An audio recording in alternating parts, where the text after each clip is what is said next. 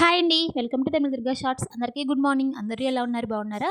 మేము కూడా చాలా బాగున్నాం. ఇంక ఇదైతే గనుక ఫ్రైడే మార్నింగ్ అండి. ఒక 6:10కి అయితే లేచాననమాట. లేచిన వెంటనే ఇంకా బ్రష్ చేసేసుకొని కిందకైతే వచ్చానండి. ఇంకా మా చిన్ను లేవలేదు కాబట్టి రావడానికి అయ్యిందనమాట. వాడైతే ఒక 7 అలా లెగుస్తాడు బాబైతే.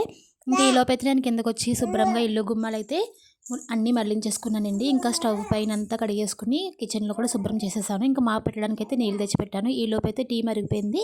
ఇంకా చిన్నుకి బిస్కెట్ ఇస్తే తినలేదనమాట. ఇంకా ఒక బిస్కెట్ నేనైతే టీలో ముంచుకుని తినేస్తున్నా. మా మరిది గారు రూమ్ అయితే శుభ్రంగా క్లీన్ చేసుకున్నాడు అనమాట నిన్న. మంచం ఇటువైపు మార్చేశారు. మా ఆయన అయితే బీరువా ఇటువైపు పెట్టారనమాట. ఇంకా దేవుడి గది కూడా శుభ్రం చేసేసుకొని ఇంక సామాన్లు అయితే పక్కన పెట్టుకున్నాను.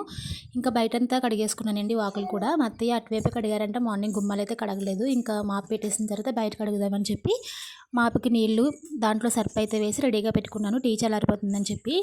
ఇంకా ఈలోపైతే ఈరోజు ఇంకా కూరగాయలతో ఏమీ పని లేదండి. ఎందుకంటే నైట్ మా అత్తయ్య గోంగూర తీసుకొచ్చారనమాట. ఎక్కడి నుంచో ఎవరో తెలిసిన వాళ్ళు ఇచ్చారంట. ఆ గోంగూర అయితే దగ్గరికి ఉడకబెట్టి తాలింపు పెడతారు కదా, అలా అయితే చేశారనమాట. పచ్చడిలాగా చాలా టేస్ట్గా ఉంటుంది కదండి. గోంగూర తినైతే చాలా రోజులైందనమాట. అమ్మ అయితే కనుక గోంగూరలో రైలేసి వండుతుందండి. ఇక్కడైతే అలా వండరంట. ఇంకా అత్తయ్య అయితే ఇలా చేశారు. ఇంకా దాన్ని అయితే తాలింపు పెట్టమన్నారు. నేనైతే తాలింపు పెట్టేశాను. ఇంక ఇన్ని పనులు అయిన తర్వాత చిన్నుకు కూడా మరి టిఫిన్ పెట్టాలి కదా, ఎందుకంటే గోంగూర వాడికి పెట్టలేం కదా.